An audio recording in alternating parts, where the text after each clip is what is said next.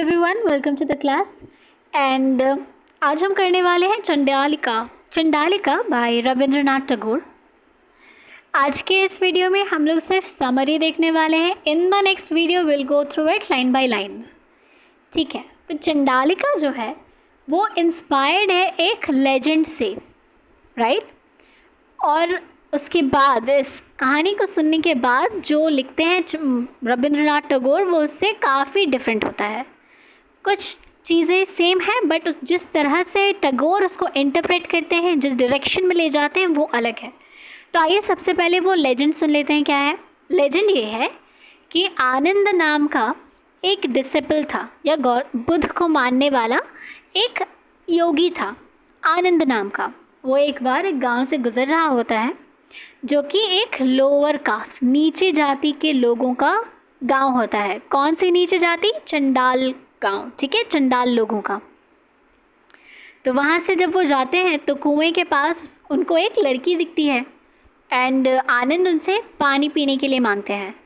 तो वो जो चांडाल गर्ल होती है वो उनके कदमों में गिर जाती है और कहती है कि नहीं, ये तो पल्यूटेड है, ये इम्प्योर है और ये चंडाल गांव है, हम आपको इसका पानी नहीं पिला सकते क्योंकि आप एक मॉन्क हैं, आप एक सेज हैं।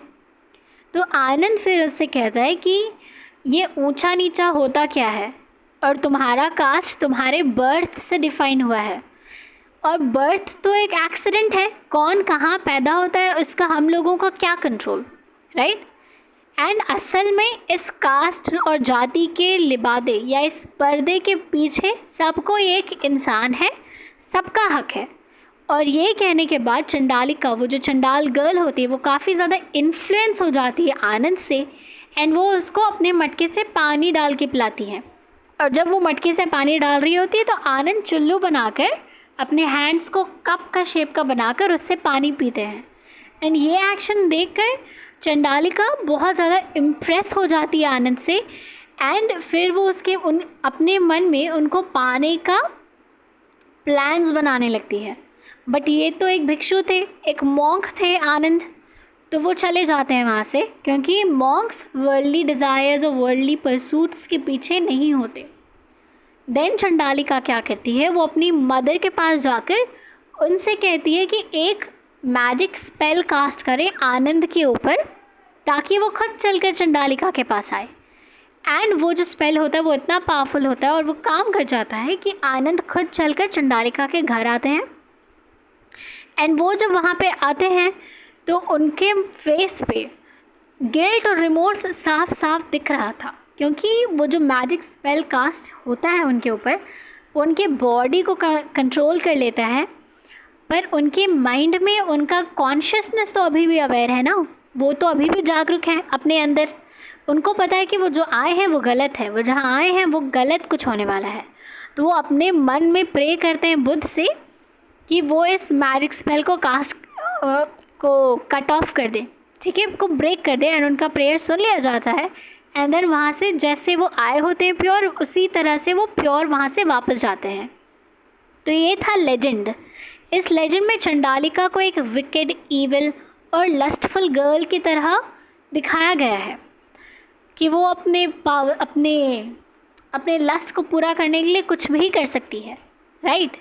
बट इसका जो मॉडर्न अडेप्टेशन टैगोर करते हैं उसमें वो एक साइकोलॉजिकल डायरेक्शन देते हैं इसको। और स्टोरी कुछ ऐसी है कि चंडालिका जो होती है, जिसका इस मॉडर्न अडेप्टेशन में नाम प्रकृति होता है।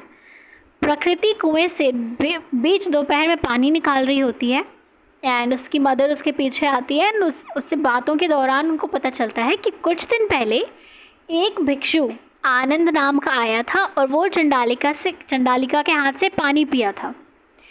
एंड देन वो बताता है चंडालिका को कि अपने कास्ट और जाति की आइडेंटिटी के पीछे असल में हम सब इंसान हैं, और ये कास्ट और जाति हम लोगों को अलॉट कैसे होता है, कैसे पता चलता है कि कोई ब्राह्मण है या कोई नीचे जात का है, कोई ऊंचे जात का है। ये सब सिर्फ जन्म का खेल है और ये ऐसा चीज़ है जिस पे हम लोगों का अपना कोई कंट्रोल ही नहीं है। देन प्रकृति उनकी बातें सुनकर सेल्फ अवेयर हो जाती है और वो अपने आप को डिग्रेड करना बंद कर देती है, राइट। उसके बाद टैगोर ये बताते हैं कि ये जो स्टोरी है मॉडर्न इंटरप्रिटेशन, वो एक सेंसिटिव लड़की की है जो एक ऐसे सोसाइटी में पली बड़ी है जहाँ पे उसको शुरू से ही डे 1 से उसको ये बताया गया है कि वो लोअर कास्ट की है, वो जिस भी चीज़ को टच करेगी वो इम्प्योर हो जाएगा, वो जिस कुएं से पानी लेगी वो पूरा का पूरा कुआं इम्प्योर हो जाएगा, एंड देन कोई भी अपर कास्ट का इंसान उससे पानी नहीं पिएगा, राइट। सो ये एक मॉडर्न इंटरप्रिटेशन है उस अर्बन लेजेंड का। बट इसमें एक थोड़ा सा मॉडिफिकेशन ये है कि अर्बन लेजेंड में भिक्षु खुद प्रे करते हैं कि वो इस स्पेल के इन्फ्लुएंस से आज़ाद हो जाएं। बस इस मॉडर्न इंटरप्रिटेशन में ये होता है कि जब आनंद खुद चलकर चंडालिका या प्रकृति के घर पर पहुंचते हैं और प्रकृति जब देखती है आनंद के डिस्टॉर्टेड चेहरे को, डिस्टॉर्टेड मतलब अपने यूजुअल शेप में और फॉर्म में ना होना, ठीक है, जब वो देखती है तो उसको उनके चेहरे पर लस्ट और रिमोर्स दोनों नज़र आता है। लस्ट इसलिए क्योंकि वो मैजिक स्पेल के इन्फ्लुएंस के अंडर है, इसलिए उनको लस्ट दिखाई दे रहा है, और रिमोर्स इसलिए क्योंकि उनका कॉन्शियसनेस, उनका कॉन्शियस अभी भी अवेक है और वो अपने बॉडी से देख सकते हैं कि क्या होने वाला है, तो उनके चेहरे पे लालच, लस्ट और पछतावा दोनों दिख रहा है। और प्रकृति को फिर ये रियलाइज़ होता है कि ये तो वो इंसान नहीं है जिससे वो प्यार कर बैठी थी या जिससे वो इन्फ्लुएंस हो बैठी थी इतना ज़्यादा और उसको हासिल करना चाहती थी, ये तो कोई मॉन्स्टर जैसा है। एंड फिर वो उनके आनंद के पैरों में गिरकर उससे माफ़ी मांगने लगती है। एंड जब प्रकृति की मदर ये देखती है कि वो इतनी गिल्टी हो रही है तो वो क्या करती है, वो उस मैजिक स्पेल को वापस ले लेती है। और उनको पता होता है कि इस मैजिक स्पेल को वापस लेने के सिचुएशन में क्या होगा, उनको अपना लाइफ से हाथ धोना पड़ेगा, उनकी लाइफ चली जाएगी, बट स्टिल वो बहुत खुशी खुशी और विलिंगली उस मैजिक स्पेल को तोड़ देती हैं या वापस ले लेती हैं, ठीक है। और इसके बाद प्रकृति को रियलाइज़ होता है कि उसका अपना डिज़ायर कितना ज़्यादा सेल्फिश था, और उसको ये रियलाइज़ नहीं हुआ पहले, उसको रिडेम्पशन के बाद रियलाइज़ होता है कि love is not about capturing या पॉजेस करके बांध करके रखने का नाम नहीं है। Love is all about letting go, freedom देना, आज़ादी देना, ठीक है। उसके बाद उसको रिडेम्पशन होता है and that is the entire story. अगली वीडियो में will go through line by line, अब पूरी कहानी, हम पूरा ड्रामा लाइन बाय लाइन पढ़ने वाले हैं।